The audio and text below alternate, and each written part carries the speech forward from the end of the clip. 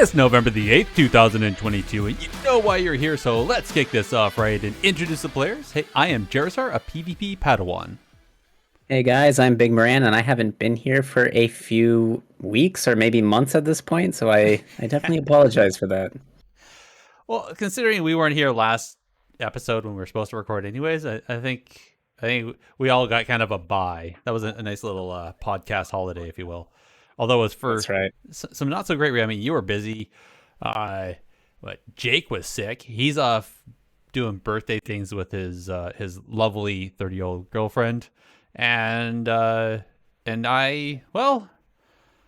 just didn't feel like podcasting by myself, because if anybody's ever listened to the very beginnings of this show, me podcasting by myself is not a good thing, but that's okay. Instead, I'm kind of curious, since you haven't been here for so long, Big, what have you been up to, man? I've been riding the content train wherever it's been headed. So for a while that was making Wrath Lich King stuff. Kind of got heavily invested in that. Now is the time to pivot towards Dragonflight. So I've just been busy with content. It's kind of a weird ride to ride these content waves. I mean, this is my first time, because I joined Skill Cap 2 years ago, so it was after Shadowlands had been released, and so this is the first time I've ever been a quote unquote content creator when there's been multiple expansions, and it's been an interesting experience to say the least. Definitely felt a bit under pressure if I'm being perfectly honest. No, and you're not wrong. It's definitely the thing about content creation is it comes in these waves where like this, where we have Dragonflight and this huge content wave hits, and then after that passes, you kind of surf it for a little bit, and then next thing you know, you're like it's kind of dried up a little bit, and you're like, oh, what do I? So you have to kind of like fish for some extra, or dig for a little bit of content, and all of a sudden another content wave comes from the supplier. So I feel like Rocky in the Rocky movies. You lose the first fight, you just get beat up really bad, and then you have to get back up and fight again. Like I'm ready to kick Dragonflight's butt. That's my my mentality right now. I kind of took it more like surfing, where like you're out there and you catch the wave and you ride the wave in, and then next thing you know, you're on the dry beach and you got to go back all the way out and dig through what's left there to get back to the next wave and ride that back in. So Rocky or surfers, either way, I'm happy. Like we're good, we're chilling. All right. So listeners, which one is it? Is it Rocky or is it Point Break? Which one's the content analogy best suited? In the meantime, I'll say for myself, I've actually been like super casual, trying to do transmog and stuff like that, trying to go through some old dungeons. Been running a Mythic Nighthold, which was interesting, and I finally got KSM this season. Thankfully, they didn't end that with the end of season 4, and this whole postseason we were still able to get it, which took a weight off of my chest because I didn't have the time or the energy to do it during actual season 4. So I was able to get that. So yay, I have a purple and gold cloud mount that I can ride on, which is nice. Nice. Congrats. Yeah, thanks. Honestly, it wasn't, I can't say that it was difficult to get. It was just grindy to get. So I feel like that's the case with a lot of things in WoW. Like, there are things that, right, there's those upper echelon achievements, right? But like for the most part, WoW is just like, okay, if you devote enough time, you'll probably eventually get what you're seeking, which is probably a good thing. Yeah, exactly. I think that's true. It's in PvPs. I mean, as long as you have the right win, enough win-loss ratio where you get a little bit more wins than losses, then you will get that rating that you're trying to get. KSM, you just have to keep grinding at it. And don't get me wrong, there is some learning there. There's some improvements you have to do along the way, but for the most part, it's only by doing and playing that you're going to ever get there. Exactly. Who knew you had to play the game to win? Hey, shocker. I know. Speaking of winning, let's see who won for Need, Greed, and Pass. As soon as I do the bumper. Hold on. There it is. This likely won't be a clean fight, so keep your distance, eh? My gosh, you'd think I hadn't done this for a while. Okay. Big. You got any great pass this week, right? Yeah, that's right. So with the release of the new expansion Mhm. and with the conclusion of Dragonflight, I think it's a good time to think about systems and implementations that could be put into the game that might make the game better, might make the game worse. Probably better though.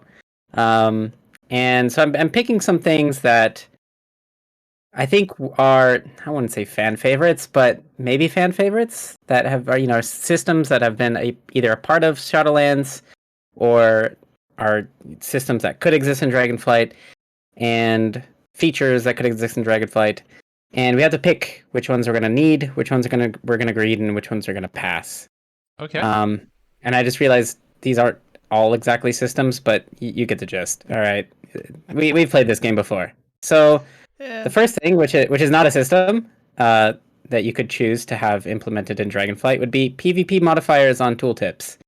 This is something that I think a lot of players would probably like because it's quite difficult to figure out what your spells actually do in PvP without Right. sorting through Wowhead data and stuff. It's kind of a difficult task figuring that out. So PvP modifiers on tooltips. The second thing would be a permanent comp stop. I don't know if this is something that they've already discussed. I don't think so, right? I think it's meant to be rotational, but Mm-hmm.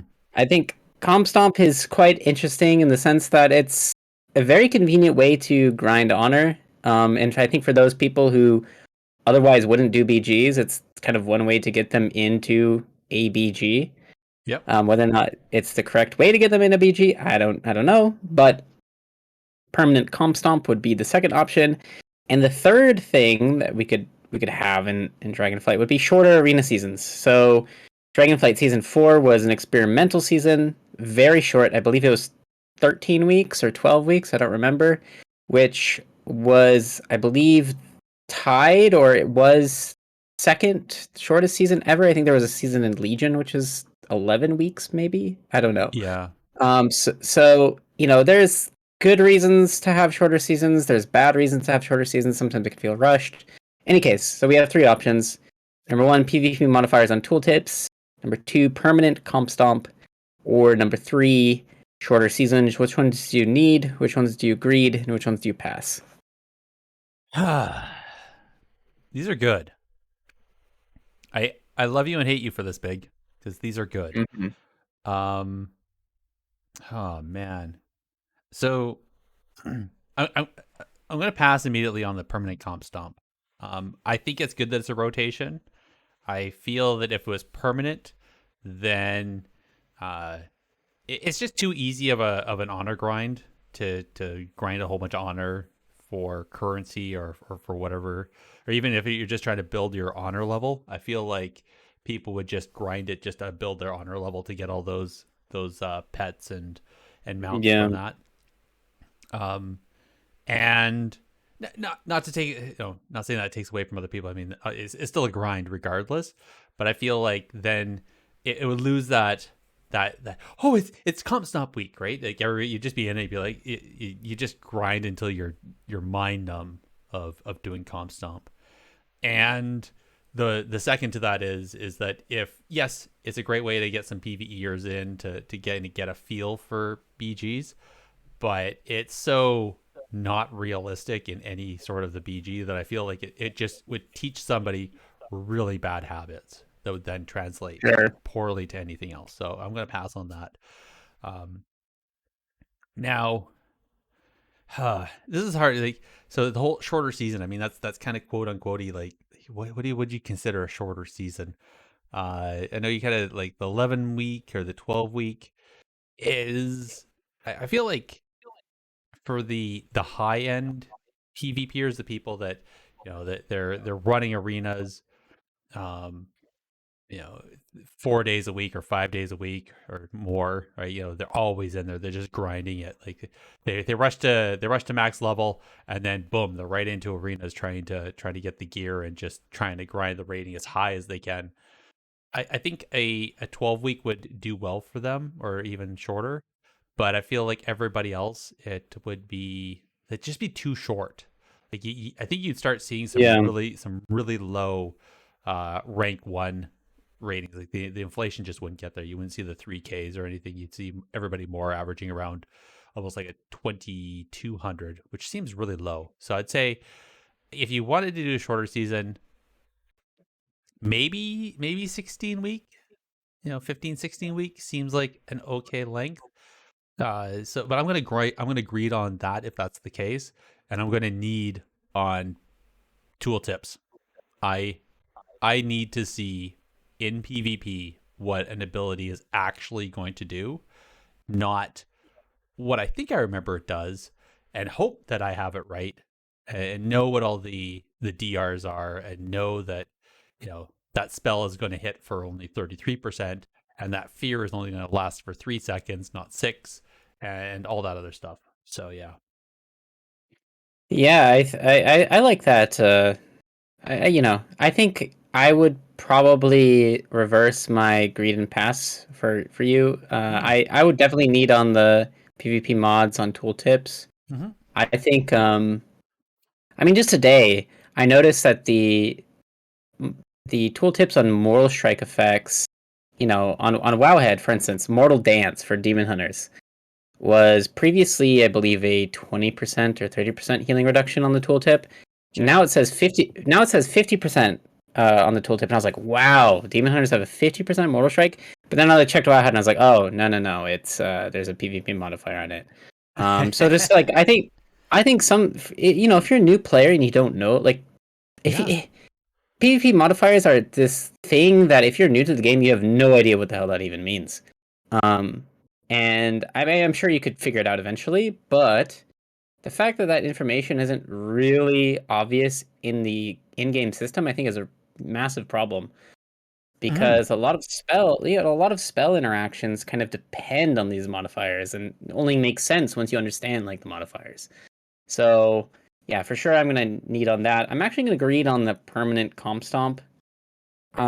Just speaking from my own personal experience, I do not touch BGs anymore Yeah. in WoW. I don't necessarily consider myself like a hardcore arena player, but I'm definitely on that side of hardcore arena players. So for me, PvP means arena, Mm-hmm. and honor grinds are just kind of this, they're a grind to me. They're not Yeah. something that I particularly enjoy. It's a So I means think to an having end almost for you. right, and I think I'm not alone in that way of approaching the game. I think there's a fair amount of competitive players who will never ever touch BGs. They have no need to touch BGs. And I do think that there is a place to have regular battlegrounds, for sure. I understand that there's a lot of people who just like playing battlegrounds. Mm-hmm. Me playing my low level twink characters, right? I like playing battlegrounds in certain contexts, but when it comes to like Yeah. my main, I was like, okay, the honor grind is there. Don't really want to do it, and so I love Comp Stomp Week because it's just instantly I get what I want, and it's very low effort, and I don't, it's very True. fun to me. True. So I like it for players like me. I think it's a good option. The short arena seasons, it's tricky. I'm gonna Mm-hmm. pass on that because I think there's a tendency for these short seasons to just feel too rushed. Like if you're late, like okay, say you're a week late to a season that lasts 36 weeks, no big Yeah. deal. Yeah. You missed a week, no big deal. Mm-hmm. You missed literally, what 3% of the season. If you miss 1 week in a short season, you've missed like 10% of the season, right? That's not good. Yeah. So I think there's a place for shorter seasons. I think there's probably a sweet spot, probably like in the like 16 to 20 weeks, probably like probably around Mm-hmm. 20 is probably the ideal length. But man, like if you go back and you look at the data, like some arena seasons were absurdly long, like Oh yeah. 36 weeks, right? Like that's Yeah. more than half a year, which is pretty crazy to think about. Yep. I don't think there's any reason why a season should be that long. It just feels too much. And yeah, it creates inflation problems, etc., etc. So yeah, I think the experimentation with shorter seasons was a good experimentation, but I think Mm-hmm. the learning lesson from that is there's got to be some sweet spot in between, this 36-week period and then these 12-week seasons. Somewhere in between is probably the right on the money. Yeah, I think you're right though. I have a question for you. Is when you've done Comp Stomp, have you ever not gotten a 5 cap? I no, I think it's always pretty much ended. I mean, there's been those games, right, where it's like, oh, are we not going to get a 5 cap? But usually it's I think they always end in a 5 cap. I believe. All right. I had one where it was like a questionable 4 cap. It was. Yeah, that's not good. No, it wasn't. It was clearly there's people that either A, didn't know what they're doing, or B, weren't trying because they thought everybody else was just going to carry them. One of the two. I will say something weird about those bots. I believe they don't have a cooldown on their PvP trinket, so they can just trinket constantly. I think. Yes. I mean which is, I feel like that should be the case. If you want to teach people about PvP and through Calm Stomp or whatever, I think they should have like a standard cooldown on trinket. I don't know. That's just me, because I feel like the CC capping is so fundamental to BGs, like a Rothy base, and you polymorph the guy guarding the base, you cap, you feel good, but you can't do that in Calm Stomp. I mean, it's already meant to be easy, and that'd make it even easier, but maybe they could compensate somewhere else. And there's other mechanics that don't quite work properly on top of that as well, I've noticed, because they're not like, there's some abilities that are like only against players, but because they're not technically players, it doesn't work the same. So weird. Yeah. That's the way it is. All right. Well, once again, for those of you joining us live, no, I don't know why I did that weird voice. For you in the chat though, by all means, chime in. Let us know what your need, greed, and pass are. Get the conversation going in the chat.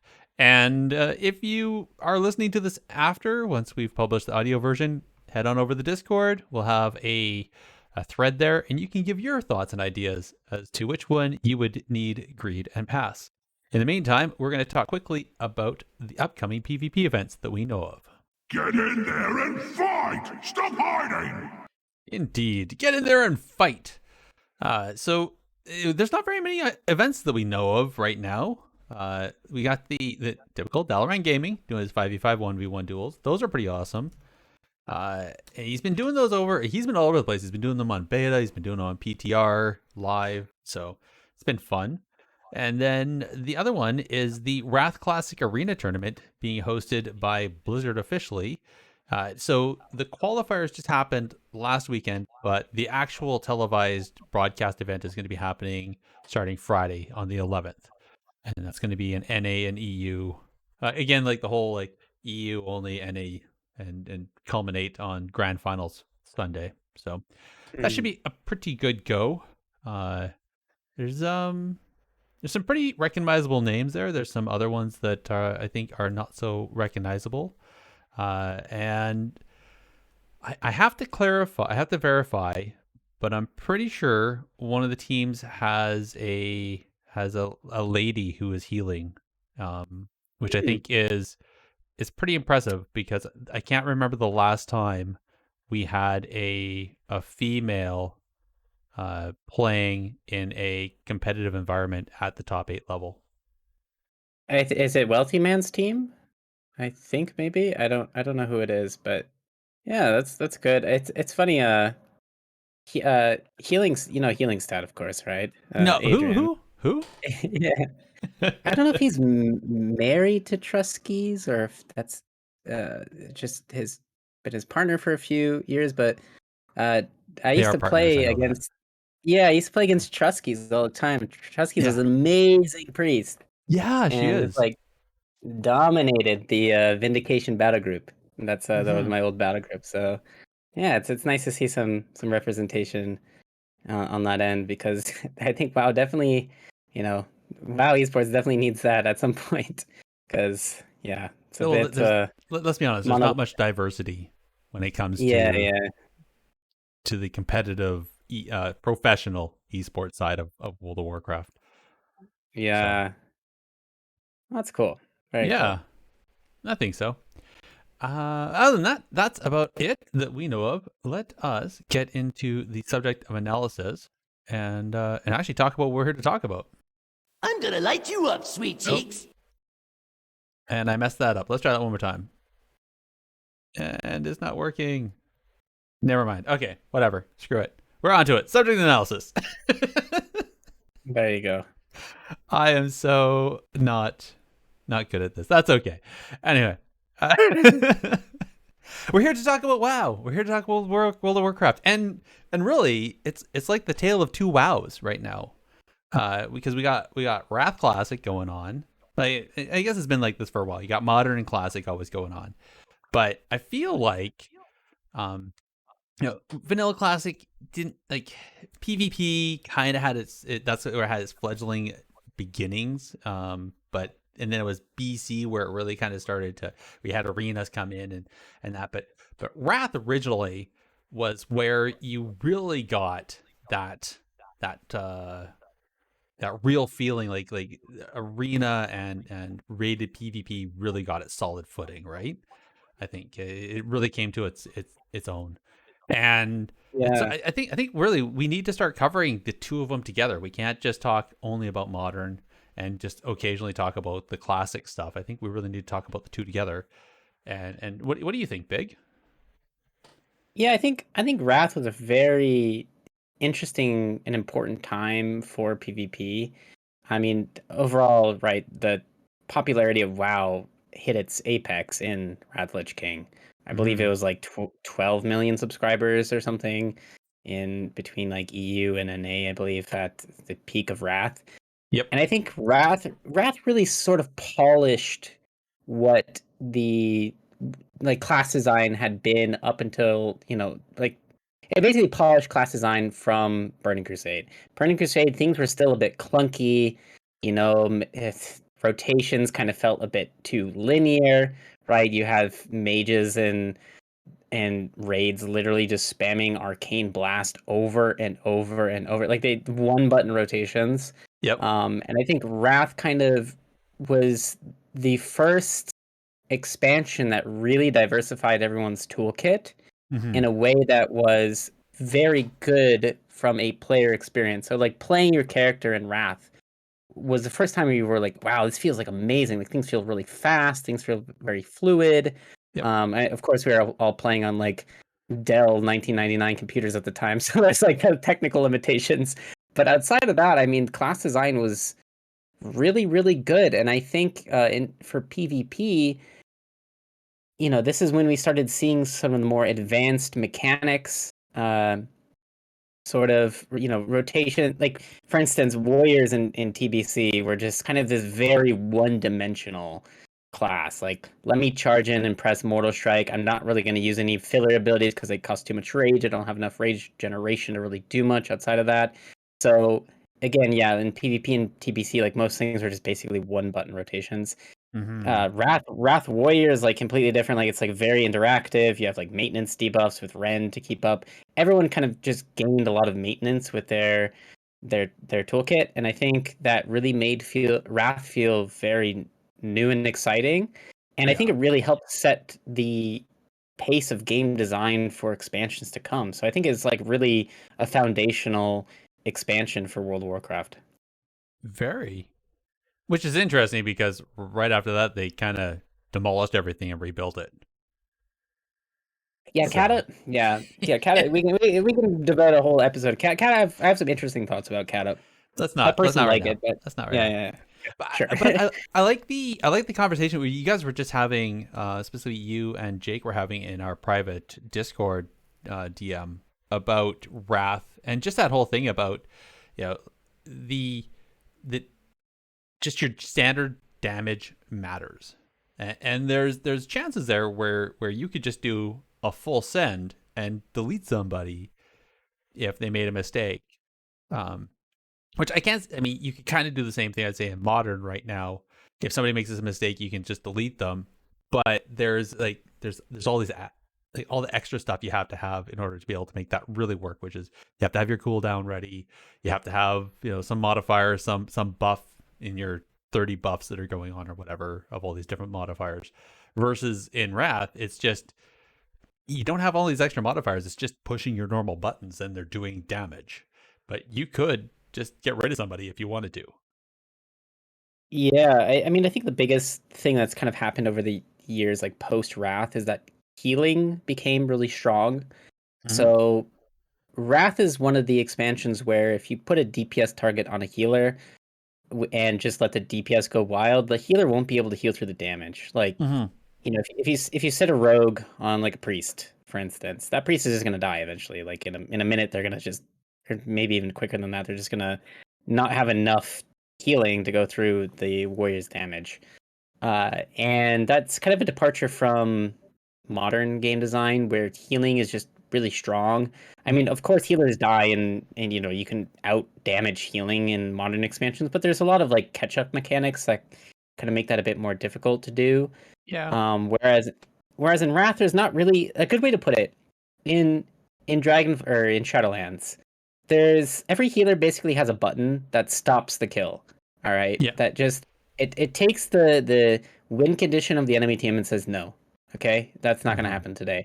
Like think of ultimate sacrifice from paladins, guardian spirit from priests, nature swiftness from druids, spirit link totem from shamans. All of these are abilities that just say no, no, no, no, no, not today. Like you're not going to kill Yeah. now. And then once those mechanics are used, it's like okay, let's go for the next. We have to just wait, and we have to wait for our damage to cycle back again. In Wrath, there's not really that many mechanics that do that. There's a few defensive cooldowns which are pretty strong, but for the Mhm. most part, there's not really any of these buttons that you can press that just like say no, okay, kill's over, go next. I Yeah. think that's kind of a big difference between old WoW and new WoW is the approach. I mean, the strength of healing and the strength of cooldowns and how they interact with win conditions. I don't disagree. I would say I think in modern WoW, there's a bit more of a paper rock scissors that also happens, versus in classic Wrath. I don't think there's quite as much of a paper rock scissors. Just I don't know if I'm off base there. Correct me if I'm wrong, but it feels like that where there's I mean, there's always been like counter comping Mhm. in WoW. There's always been difficult matchups. I don't really know. I can't really say if there's more or less in current WoW or old WoW. I mean, I I'm tempted to say that honestly, they're probably about equal in that sense. I okay. don't know. It's kind of that's always a difficult thing to gauge too Hmm. because I will say this. I think in the case of old WoW, I think because damage is so high, you always have the ability to win the game no matter what your comp is, just because everyone is doing insane amounts of damage. So if you are able to basically make the stars align, do one thing right, do a really good coordinated setup or something, or coordinate your damage in Wrath. I think you can sort of maybe overcome these things, which isn't quite possible in Shadowlands. Like a really good example, like a 2v2 example, is if you play an assassination rogue, or if you played an assassination rogue into a hunter, like a survival hunter at all in the past few years, it feels miserable because they have mending bandage and you get all your bleeds and poisons up and they just mending bandage all of that off. And it's like, okay, well, there goes my damage for the next 30 seconds. And that just Hmm. feels really bad. I think there's a bit less of that in needing the old game. So I mean, but it's kind of tricky to gauge like what has more counter comps because at the end of the day, like what is like truly a hard counter? It's this. I think there's always hard counters, so to speak, in every expansion, and then a few soft counters sprinkled in. Uh, right now, the way, maybe not right now in pre-patch, but I'd say in Shadowlands, especially as Shadowlands grew, there was, I think, one comp that ruled them all. There was no Yeah, real paper rocks. It was like paper, lead. yeah. I mean, I think Warlords of Draenor actually was the expansion where like really there was only like five comps that were like truly good. Yeah. But I think what Shadowlands did, and I think what Wrath did is they have a lot of like A tier comps, and I think that's the most Hmm. important thing is of course, there's going to be the S tier. There's going to be the Omega God comps that just rule the ladder. But then there's a lot of A tier comps which are still highly competitive in Mhm. Wrath Lich King, which is really good. I don't disagree. I would also so that's all Wrath. Um, so right now we're oh shoot, how many weeks are we into season 5 now? Like 4? No, we're more than that, right? Um, No, we're 4 weeks into season 4. I don't. Yeah, I don't know. I don't know when the season I'm ended. losing To be track. honest. It's horrible. Anyway, we're a few weeks into season 4, or season 5. Sorry, season 5 is trundling along in Wrath Classic.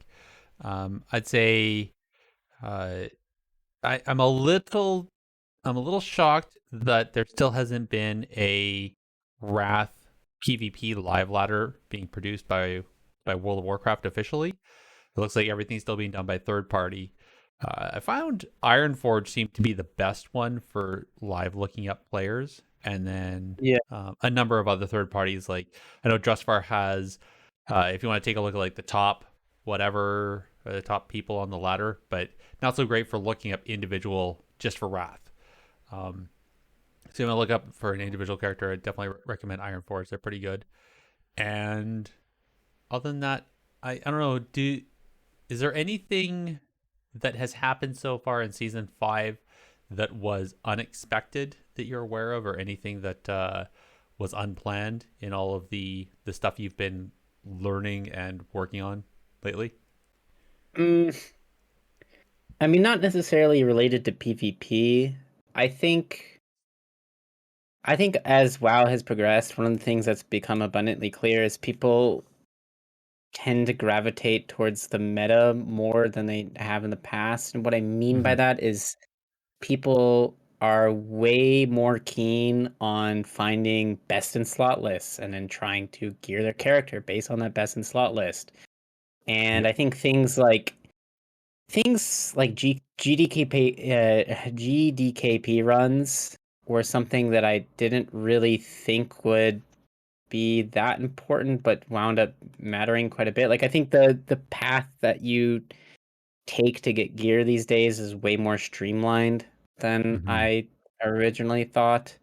And I think, for lack of a better word, people are way more like try hard with that sort of stuff these days. So I By mean, I far. think that the culture of the game is just different, and it's not really something I was, anticipating. And so for better, for worse, I think the modern game, the approach to gaming in this modern age where everyone wants to be really optimized it kind of annoys me a little bit if I'm being perfectly honest.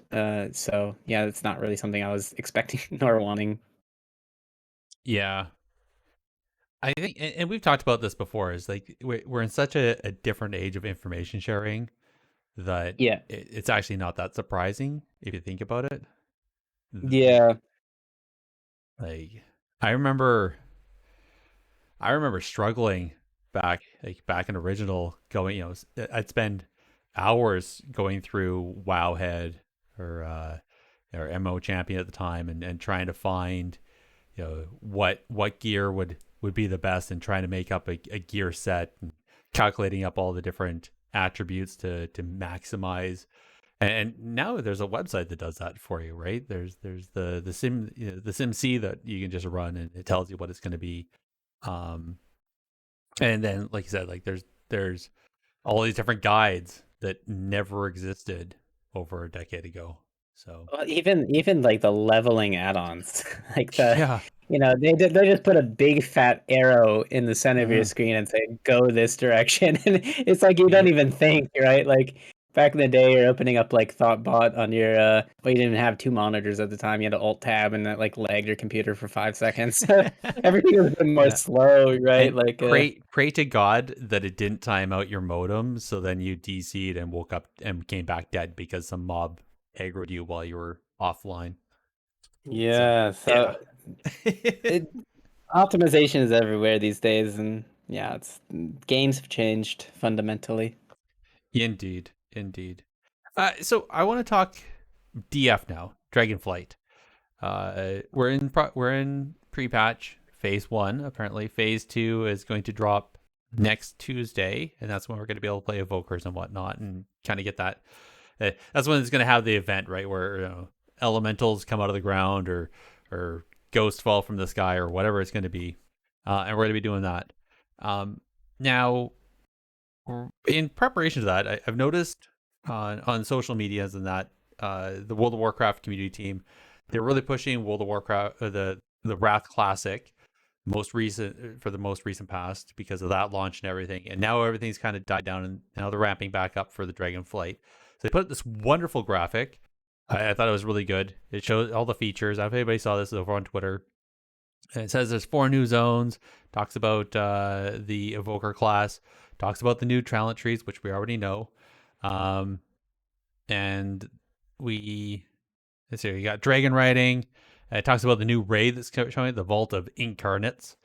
There's open world progression. Okay, I think part of that speaks to the fact that I think they're using that whole scaling technology where you don't, as you level up, the zone kind of levels up with you. You don't all of a sudden out level a zone, which has been a thing that's been around for a while. They got 8 new dungeons, which is pretty cool. The whole profession revamp, that's going to be amazing. Along with that, there's also work orders, which is going to be great. So that's also that's very important. So you're going to see economical the economics of whole servers and server groups change. There's that whole user interface revamp. Okay, hands up in chat. Hands up if you're driving. Go ahead, put your hand up. I'll see it.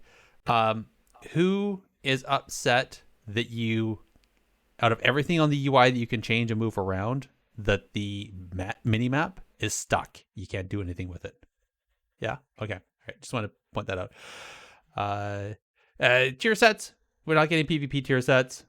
Yes, I'm upset too. But the PvE sets aren't that bad. They still help us out a little bit. And really, this is the part I love, is it does point out that there's a new PvP arena plus mode, which was nice.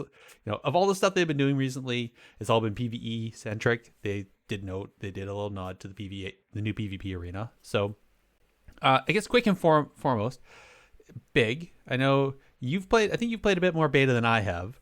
Have you tried the new arena map? Have you got in there to play it? I queued a few solo shuffles, and I think I played I don't even know what the new map is called. I forgot. Yeah, yeah. I don't know. I mean, Chat, help us. I'm a purist. I like my Nagrand arena. I like things to be really simple. I mean, this was a relatively simple map, so can't really hate on it too much. Yeah, I mean, sure, new map, good. That's all I can really say. Good.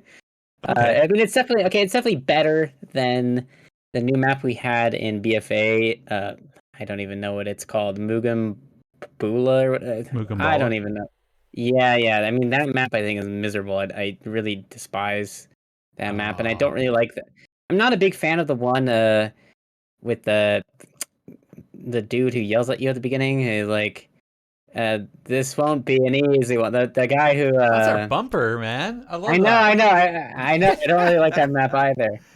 So I like the one they added late, Shadowlands. I don't even know what it's called. I'm so bad at this game now. I don't even know what the maps are called. But whatever.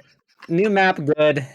As long as there's not a dumb human yelling at me at the beginning. I'm keen on that. Okay. Oh, Yeah, okay. For all us in chat, the Nokuden Proving Grounds. Oh, how could I forget about that, Yeah. It just rolls off the tongue. In Nagrand Arena, Nakuden Proving Grounds, tomato, right? It rolls off the tongue. Oh, you're horrible. Easy peasy. You're horrible. Well, it does look pretty balanced though. It has a little ramp, but it's not like that whole second level you have in Mugambala.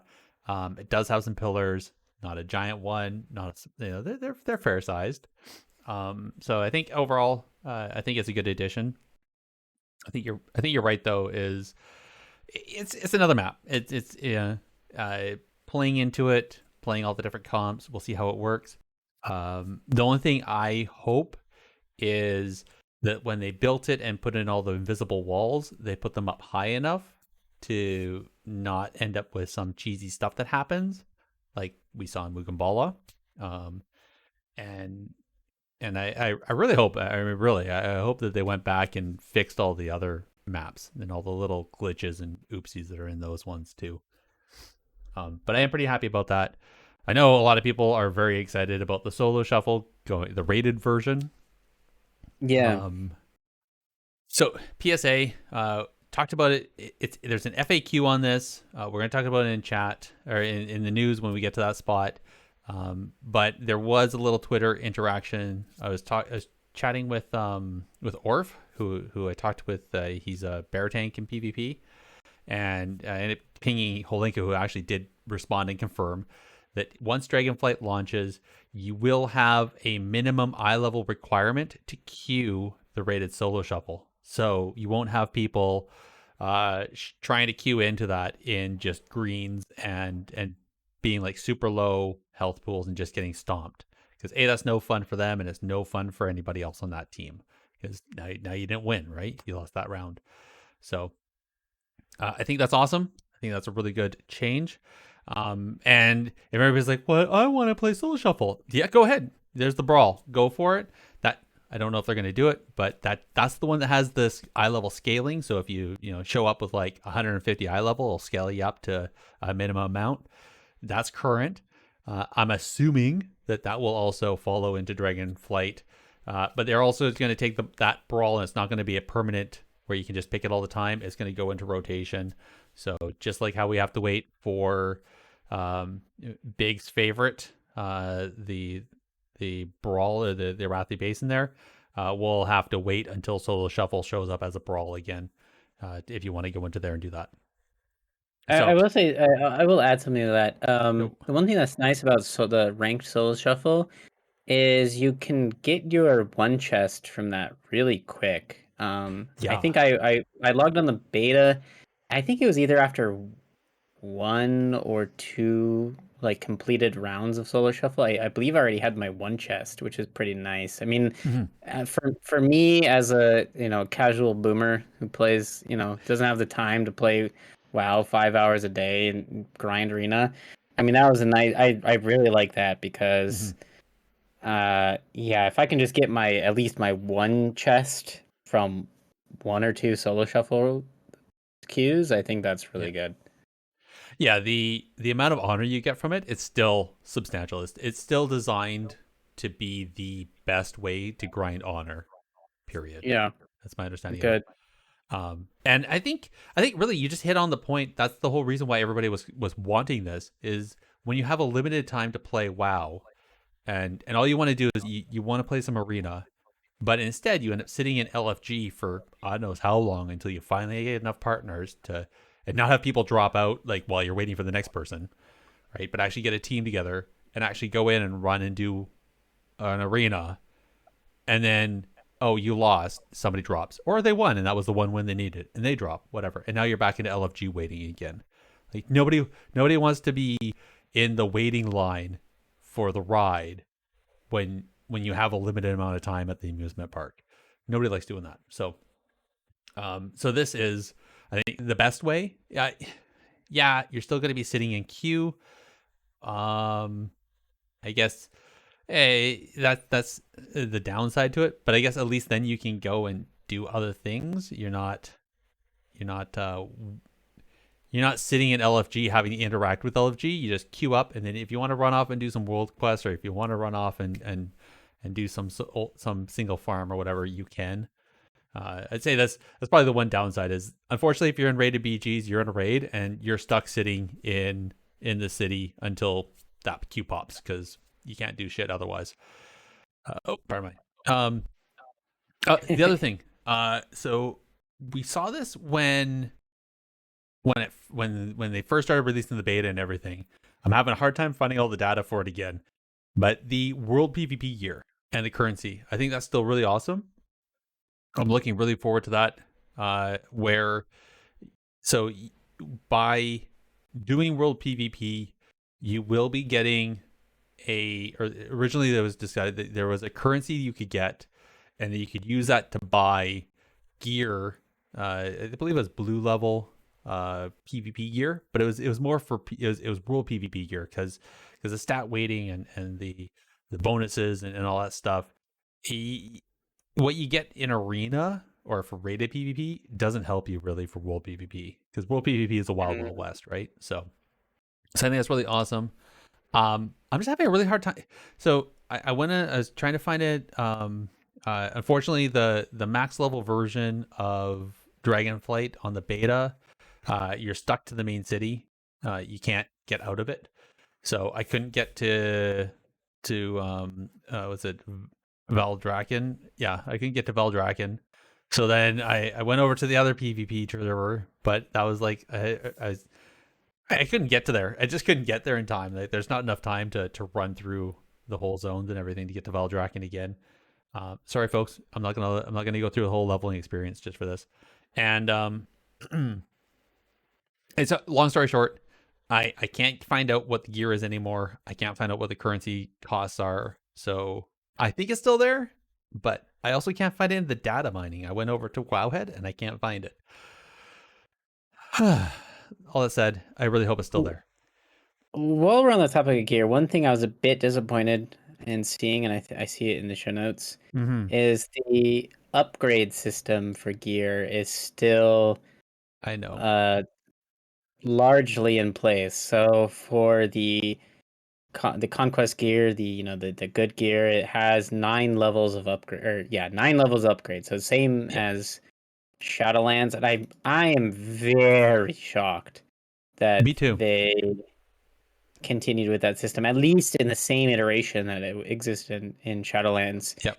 Because I think there is potentially a role for gear upgrades, but not 9. Like maybe like 2 or 3. I'd be okay with that. But yeah, I mean, so I took that screenshot an hour before the show, on the level 70 beta, where you go and talk to the PvP vendor, and I showed the two. So the one is the Crimson Aspirant level gear, which is your blue rare, and that's going to be your honor gear, and that has 5 upgrade levels to it. And then the Crimson Gladiator set is the one that is you purchase with Conquest, and I'm assuming that then you upgrade it with honor, similar to what we're seeing in Shadowlands, and has 9 item level upgrades. This is completely contrary to what they said, where they're going to do WoD-esque gearing.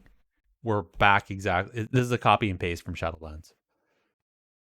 Yeah, I don't really understand it, because I from my understanding, I don't think this is a very popular system within PvP. Like, even among casual player, or like, I like rank 1 players don't really like it.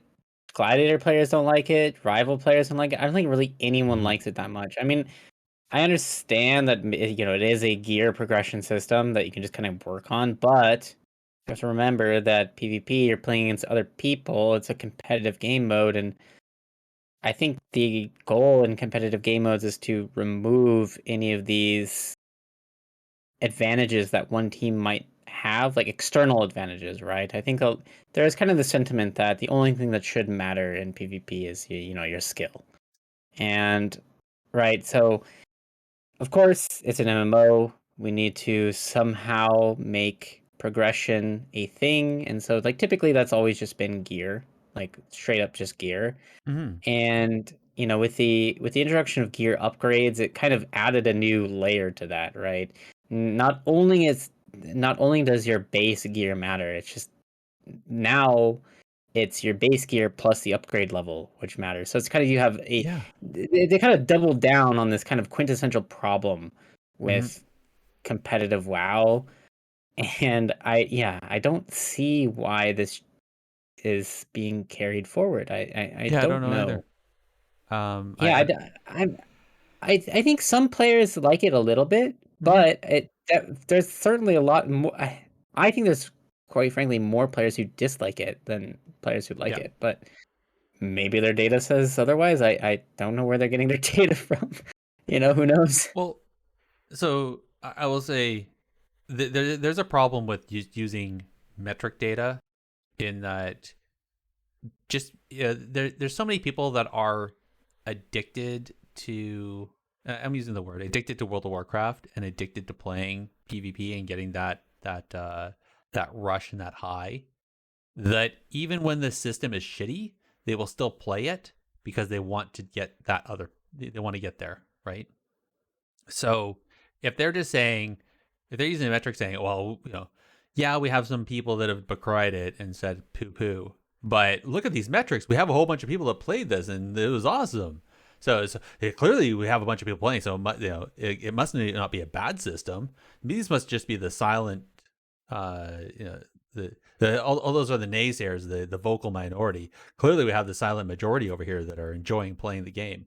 When really it's a bunch of people who are just like, this is complete crap, but I'm going to play it because I need to do this to do what I want to do. Again, it's you saying you do BGs just to get the honor so that you get, because it's the end to the means to upgrade your gear to get to do what you want to do, which is high rated PvP in arenas. There's people that are going to grind through all this stuff to get that highest level of gear. So then they have that high level of gear. So that's no longer the deciding factor of whether or not they won or lost the match. It all comes down to their skill. Yeah, and I think one of the biggest difficulties in recent WoW history has been, how do we handle alts? Yep. Or how do you handle like latecomers to the expansion? And I think these gear upgrade systems just make these problems needlessly more complicated. If you come into a season late, you are forced to basically play with this unupgraded honor gear. And I see like they have reduced the item level difference, right? I see that it's the fully upgraded honor gear is 411 in PvP and fully upgraded conquest gear is 424. I think that is a smaller margin than they had. That's like 13 item levels. I think at some point in Shadowlands, I believe the margin was 40 item levels between base honor gear and max upgraded conquest gear. So I sure, they're making that difference smaller, but I think that difference should be as small as humanly possible. Like that. Yeah. Or that's the problem, is any difference will just kind of lead people to believe that that their gear is what's holding them back, and I don't think that's necessarily a good feeling. So yeah, I'm not a fan of this system continuing. Me neither. I was quite shocked when I saw it. I hadn't logged on for a while and really looked at it, and I was like, I wonder. And I saw that, I was like, oh my goodness. So Yeah. hope and the other side, the downside to it is I don't even know what these costs are because it's all in gold on the max level beta right now, which is great because you just buy it and go off and play. But that also means that I have no data as to how much conquest is going to cost, how much honor is going to cost to upgrade, assuming that's what it's going to be, same as what it was in Shadowlands. Yeah. Anyway. I mean, I think we can kind of maybe assume, we kind of maybe have an idea in your head of what those values might be, right? Yeah. So that's fine. I will agree though that the 13 item level difference between max level blue gear to max level purple, that's good. That's a fair enough spread. The gear weighting is a little bit like, so let's hear. So that one alone, I think, yeah. So it's 109 armor difference, 143 intellect difference, almost 500 stamina difference between those 13 item levels. Yeah, okay, that's not good. Can I explain why that's not good? Yeah, go for it. Let me mansplain to the audience why that stamina matters a lot. That's not good because there's a lot of defensive cooldowns and for instance, talents and the trees that scale based off your stamina. So for instance, Dark Pact for Warlocks. Dark Pact is a cooldown. It takes, well, actually, that's not a good example. Death Knights, for instance, have a passive that increases their stamina by 10%, flat 10%. So if you're in fully upgraded Conquest gear, that talent is going to be much more valuable to you compared to if you're equipping full blues, which is no bueno. There's so many, and they also buffed player stamina by 40% recently on Yep. the beta. There is quite a bit of defensive cooldowns. Life Cocoon, I believe, is one of them. Life Cocoon, I believe, depends on it's either the stamina of the monk or the stamina of the target. In any case, that cooldown, the power of that cooldown is going to depend on how much stamina you currently have, and so a weaker, like a lesser geared player, their cooldowns are literally just going to be worse in some cases which yeah, not good. So I'm not a big fan of that stamina difference. I mean, that's quite alarming if I'm being honest. And that's without trinket bonus. That's true. Yeah, the trinket bonus does it provide reduced CC duration and stamina, or I thought I it don't even did. know. I Oh I gosh. don't know. Let me. No. It's called Gladiator's Distinction. Let me look. I have WoW up Distinction. This is live radio. We're checking into it. Our investigators on the ground right now. Big. What do you see on the ground there with the PvP trinkets? Okay, I'm panicking. Hold on.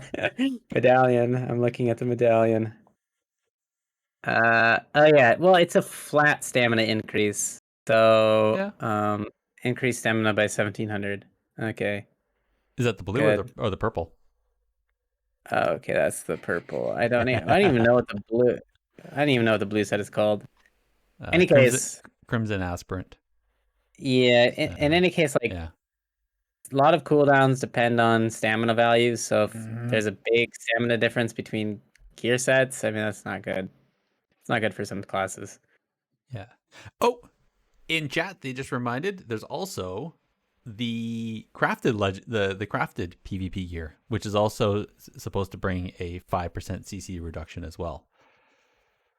Well, I don't know. I don't know if that's gonna matter because the trinket set bonus says that the CC reduction does not stack with similar effects. I don't know I if know. that means it doesn't stack with the So crafted gear. so the assumption is it, so it was confirmed that that doesn't stack with orc racial, but it is assumed that the crafted gear does stack.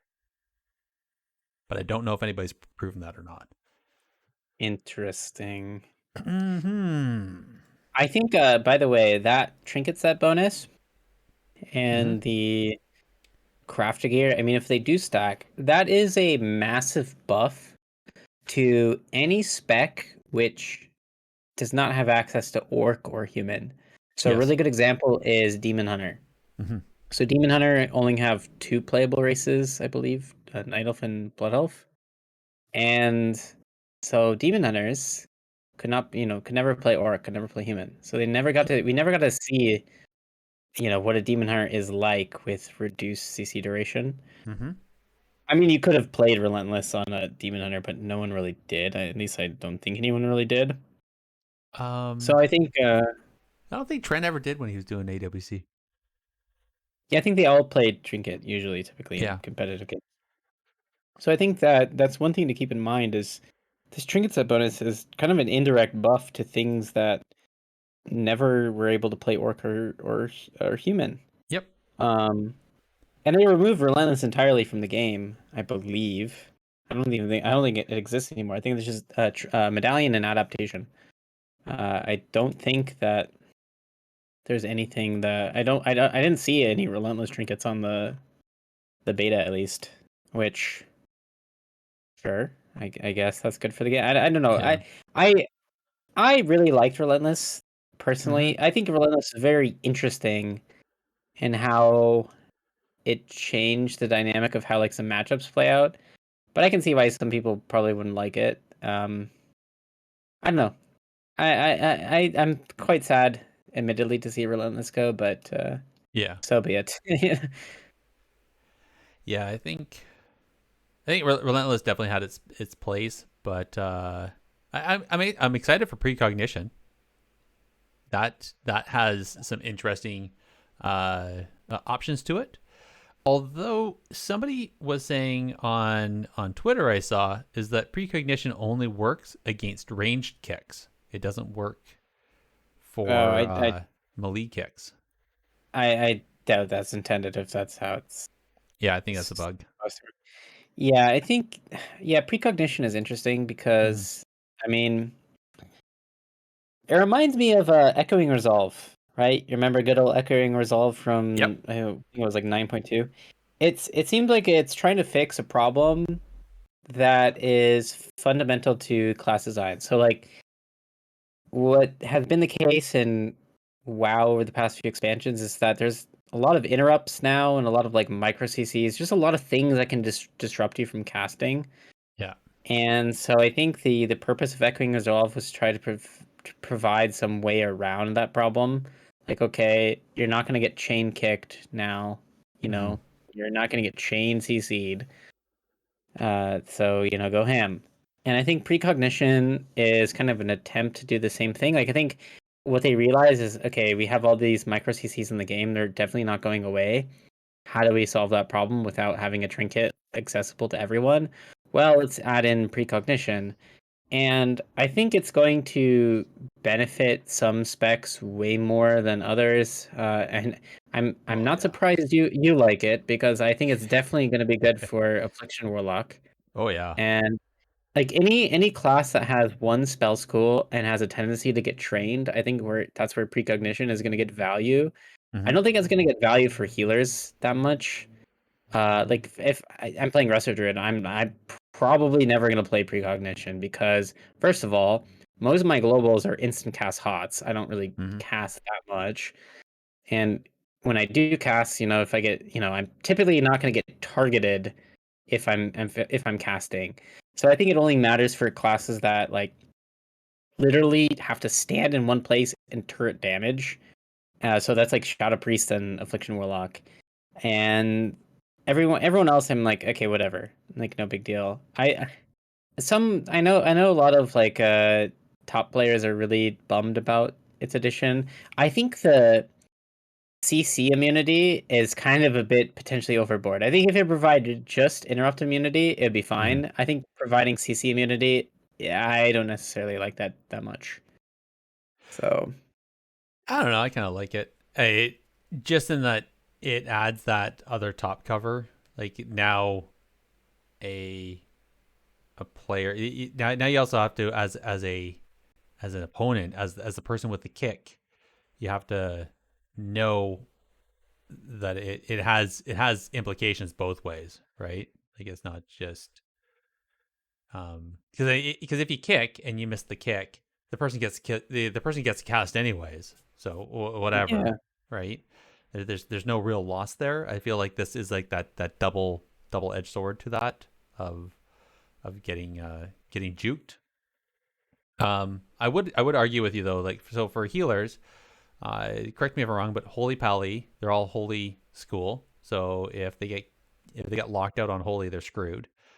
Uh, Resto, I mean, obviously, yeah, most of your stuff is HOTS. So other than like maybe maybe a cat, would you actually cast a Swiftmend or do you just wait for an insta cast on that? No, you Swiftman is instant cast, and Swiftmend's insta. Okay, like, which ones? They had one yeah, it's that just actually had a cat. regrowth is like the only thing you really Oh yeah, okay, cast, or like yeah, cyclone, I guess. Yeah. okay. So I guess that's kind of important. Um, I know. So priest, I know they have shadow men versus their holy tree, so they have two schools. That's kind of okay. Evoker class, I'm not sure. I haven't really looked into that class at all, but I'm They guessing. have they have three spell schools actually. Do they? Like, Okay, screw them then. yeah, so yeah. And then, well, monks. I mean, I think they only really have one school, so I think that's important to them. DPS wise, you got your arcane and your frost mage. If they get kicked on either school, they're screwed. Warlock, honestly, not so much. I mean, I guess if Well, you get kicked, for affliction, I think Destro has multiple spell schools. Affliction, minus Soul Rot only has Mhm. one. So Yeah. I think it's going to matter for the specs that only have one damage spell school. Like True. for instance, I think again like Fire Mages and Shadowlands, if they get kicked, they have like a billion other spells they can just cast, Mhm. regardless. Like they get kicked on Poly, well they can cast Ring of Frost. They get kicked Yeah. on Ring of Frost, they can cast Fireball. They always have some button to suppress. Yeah. But Um, Frost mages, if they get kicked on Frost, what can they do? yeah, or Arcane, right? Like Arcane Arcane. is Yeah. yeah. So I think it's disproportionately valuable to single spell Mhm. school classes. I don't disagree there. I was just saying that there's more than the one or two that you mentioned. Yeah, I mean, the other thing too is well, the other question is like, does the class have the budget to have this extra PvP talent? Because you have to give something up to have precognition. That's true. The nice thing about Shadow Priest and Affliction Warlocks is for Shadow Priest, Void Swap is now on the Priest General tree instead of being a Hmm. PvP talent. So they kind of, in some ways, have a free slot. Yeah. And Warlock, Amplify Curse was put from a PvP talent onto the general tree. So I think they definitely have the budget for it, or at Hmm. least they can potentially have the budget for it. For other specs cannot. I mean, that's one of the big things too. Whether or not your your spells got moved from PvP talents to the general tree or the spec specific tree, I think kind of mattered a lot. And I think Warlock was definitely Yes. a benefactor to that, for sure. Yeah. There was a number of classes, a number of specs where they essentially got a free PvP slot because their talents got moved. Um, Now, what that's going to look like in whenever they do the PvP talent revamp, that gain might be lost, right? Yeah. So that's Well, they're doing a PvP talent so I remember I can't find the news article now, but I remember it being conversed. I think it was Holinka said is that there was basically a promise of, okay, we still want to do PvP talent revamp, but the trees are taking too much, and so this is going to have to move to another. So it's either going to be a .5 or a .1. It'll probably be a .1 because I mean PvP talents is pretty big. It's pretty fundamental change to meta. Um, I thought it was going to be 10.0.5, but uh, something else triggered showing that it was a .1. So maybe 10.1 we'll see it. We'll see. Unless something else shows up and sucks up that resource. I don't know. We'll see. But yeah. Yeah. Well, I know. I mean, in the what was it? I think it was 9.1 in Shadowlands. They kind of revamped PvP talents quite a bit. I think it was 9.1. Um. I don't remember. There was one big patch in Shadowlands where they just went ballistic with PvP talents. Yeah. I remember because I was producing content for Dragon or for Shadowlands at the time, and I was like, I Hmm. couldn't keep up. Like it was like literally every spec, like not every spec, but a significant number of specs just got Hmm. their Get a PvP bunch of. talents changed quite a bit. Like for instance, I don't know if you remember that good old ability PvP talent called Overwatch for warriors.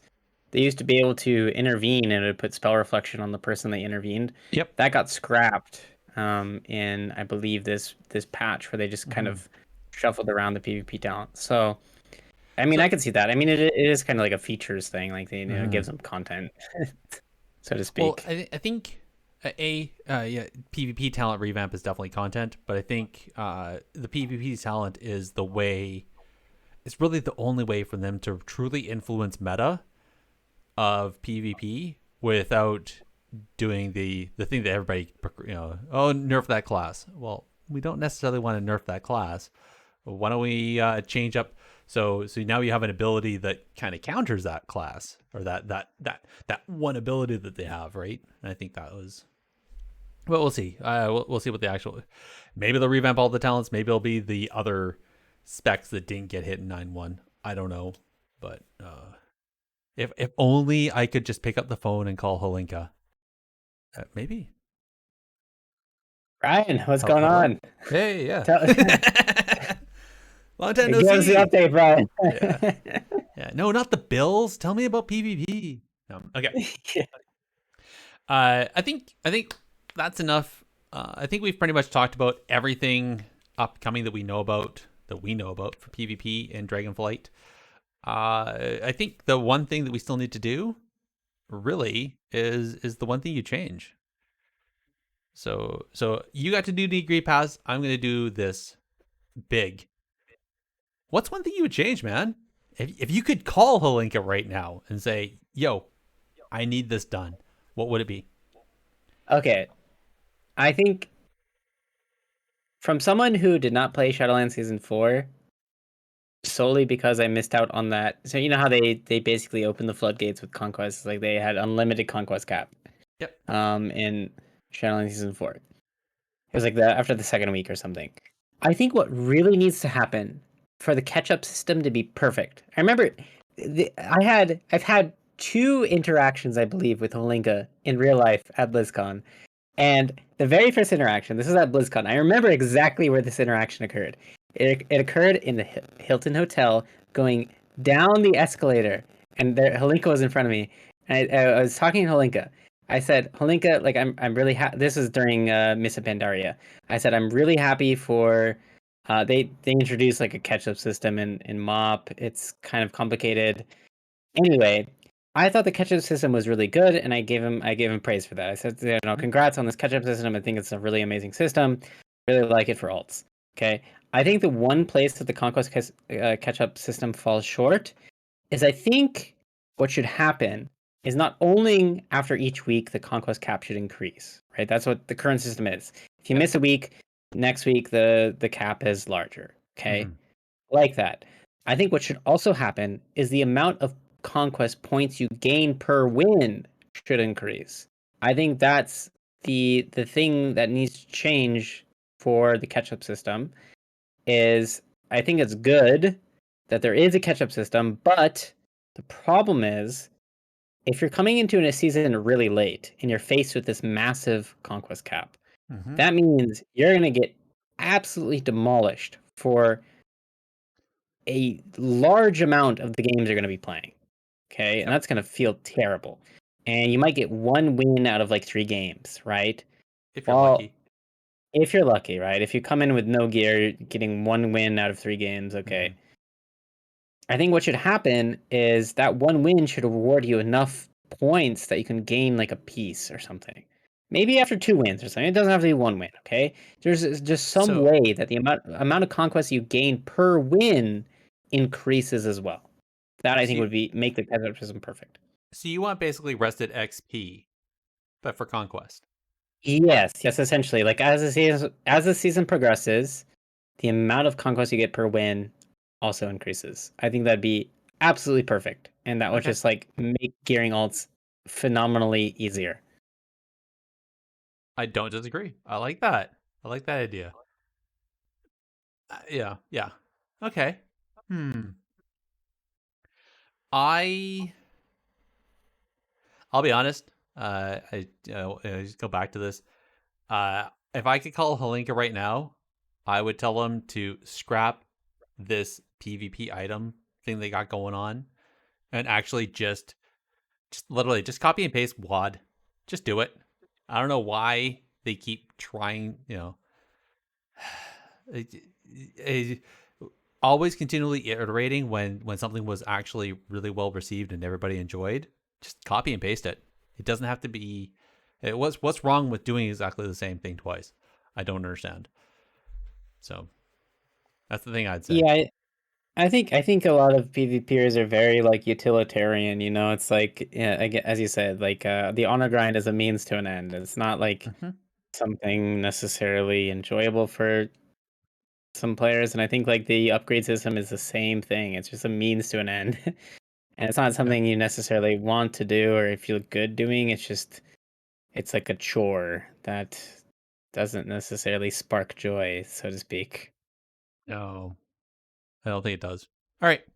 Uh, so one other thing I'm going to change is normally we go all the way through the news before the shoutouts, before we do the draw. I realized that there's some people that don't realize that I think there's a cooldown on the chat where you have to be like a follower of the channel for so many minutes before you can actually chat in chat. It's not a lot of new people chatting, which is awesome. Love to see all the chatter in the chat room. I am going to say this though, is we are going to run the draw. The keyword is going to be evoker, just like the new class. So if you want to have your chance at winning a key, type the word evoker in chat. And we're going to go into the news. And when we're done the news, we'll pick the names. That should give everybody enough time. All right, 3, 2, 1. All right. Who ordered up an extra large can of whoop ass? Alrighty, into the news. I'll kick this off. So we got the Armed Forces Dungeon competition events. The Dungeon Clash. They ran. This is really old because this is like over a month's worth. But we have the Dungeon Clash that happened on the 16th or the 14th to the 16th of October. And huge congrats to the U.S. Marines for winning that one. I didn't get a chance to watch all of the event, but I did watch some of it.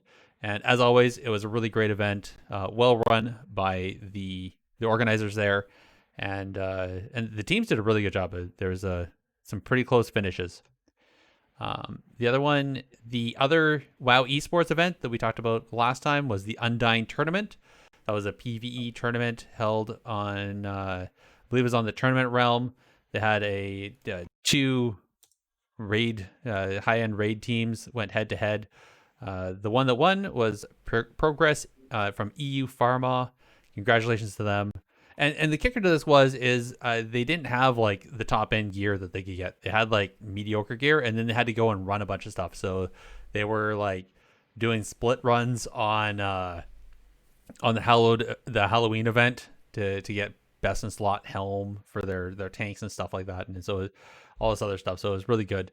My understanding is that both teams actually got the Undying achievement only because nobody died on the bosses, but the other, I'm trying to remember what the other raid team was. The other raid team actually had some deaths in trash, but that was okay. Nice. Yeah. Do you want to take the next couple? Sure. I mean, yeah. Liquid Guild hosted a Wrath Classic 3v3 tournament from the 29th to the 30th of October. And that was won by Sam Snuts and Josito Jones. So those are some household names in the community. Flarkness also held another one of his tournaments. Seems like Flarkness and what's his name? Dalaran Gaming tend to appear a lot in the PvP news for us on this podcast. So they're the only ones I know that do actual regular events. Good for them. Yeah.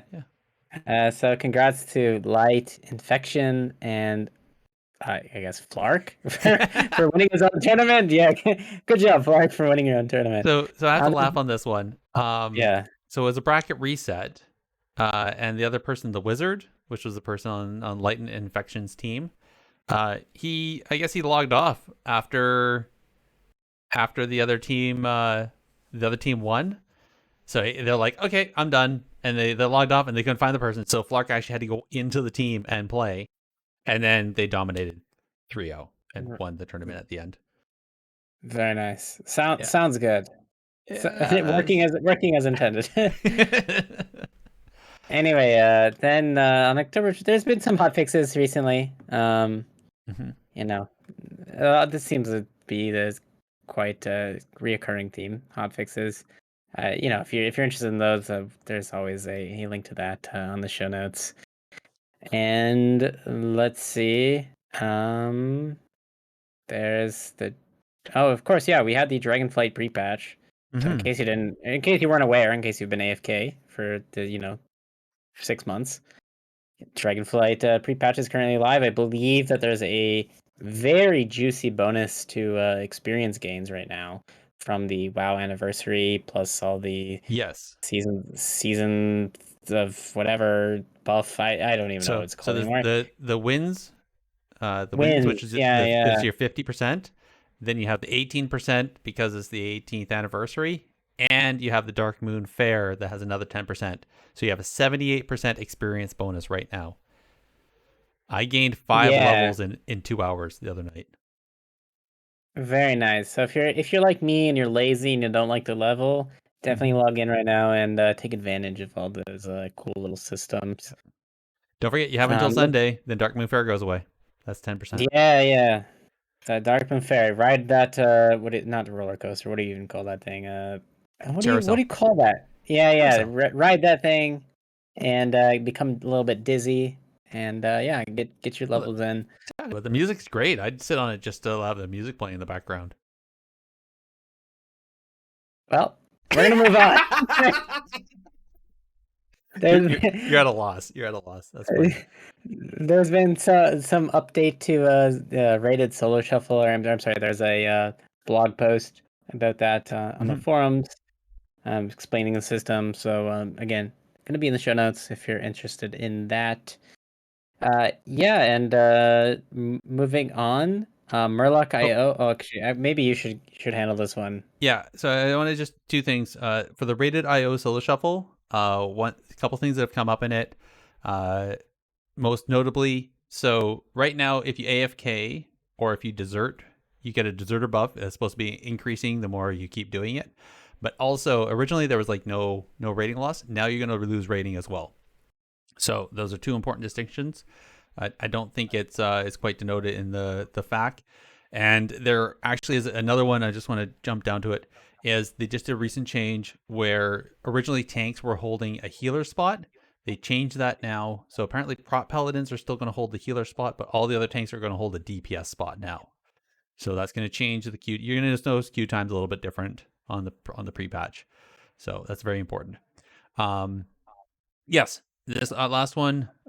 Huge shout out. So if anybody doesn't know, Lika, Chris, the guy that runs Dressbar.com, does it on his free time, does it out of his own pocket. He actually loses money on it every month, keeps iterating on it, doing a great job. He's been hosting our podcast over there. If you ever go over to there, you'll see that there's a player there, so you can listen to our podcast while you're surfing through players' profiles and everything. Really awesome. On top of that, we got John, who does the Murloc.io website as well, and he's doing the same thing now. So both of them have updated for Dragonflight, so you can find all the information you want for pre-patch on both those sites, which I think is awesome. Both have kind of different ways of showing data, so have fun with it. And if you have a chance, give these people a shout out, because the API that Blizzard uses that allows these people to grab data from to then make these websites work is not the best, especially on the talent side. There's a whole bunch of work that they have to do on their side to get the data, to maneuver it and massage it to do what we need to see to make it useful. So it's not simple. Like, it takes a lot of development time for them to get this stuff to work. So please, if you see them, I know Lika has a Patreon. I'm pretty sure Murloc does as well. But either way, I want to give them a huge shout out, because they agreed. Like I said, Chris a long time ago, and now John. Great guys. I really appreciate them for that. So that's awesome. Last but not least, this Friday, if you have the beta, and the soon-to-be new people on the show that are playing right now are going to get that as well. And so you can go into the beta. The blues are going to be there on Friday, and you can PvP with the blues. Just don't get blue about it. No, good fun. Are you going to PvP on Friday? Yeah, I think so. I mean, might as well. I mean, the queue times for solo shuffle and beta have kind of admittedly been a bit brutal. Well, not super brutal, but pretty brutal, if I'm being honest. So that should be a good way to spice up the queues a little bit. Should be. Hopefully. We will see. I think if anything, it'll give. It's always that fun interaction. You get to play with the blues, play against them depending, but also I think Can I need to share some lore really quick, okay, before I lose my my thought. Okay, sure. I was killed by Holinka in an Alterac Valley in 2015, I believe, in a play with the Blues, and he screenshotted it and posted it on Twitter, and I was very, very upset by this back in the day. So yeah, I play with the Blues has a kind of a sore spot in my heart because I was humiliated by Holinka in an Alterac Valley. I just like to share that.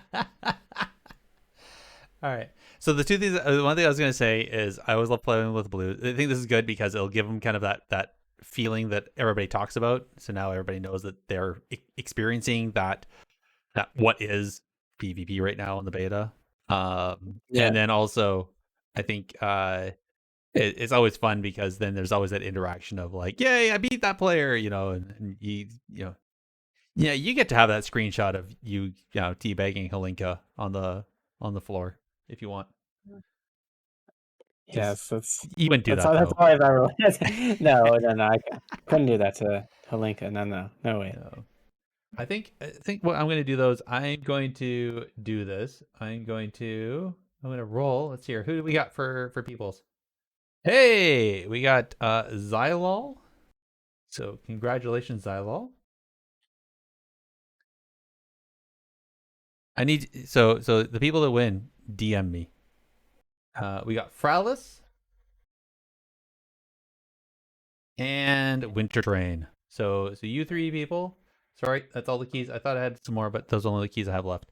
So I need you three to DM me in Twitch, and I will send you the keys. Sorry, Chavsky. Sorry, guys. Everybody that didn't get. I'm sorry. Yeah, it sucks. I wish I had keys for everybody. I wish, but they only gave me so many. Okay. Oh, shoutouts. Big. Do you have any shoutouts you want to give? Oh my goodness, I never even know how to answer this question. Never Shoutouts prepared. to okay. Shoutouts to my friend Maddie. She streams Mythic Dungeons occasionally. I don't even know what her stream is. I should know this information. But shoutouts to let's see, Maddie02_ on Twitch. Shoutouts to Maddie. Shout out to Maddie. That's awesome. All right. I'll be honest. I'm actually gonna give a shout out to my wife. Because so for the last 2 years since COVID, we've actually been sharing a bedroom as our office. And today she got tired of it and she moved out of the office. No. She moved out. I realized what that just sounded like there for a second, but yeah. So now I have the office to myself. Yay! So that's pretty awesome. Congrats. Nice. Yeah. All right. That's it for me. That's it for us. I guess quickly, in case we've got a bunch of new listeners, why don't you tell everybody where they can find us?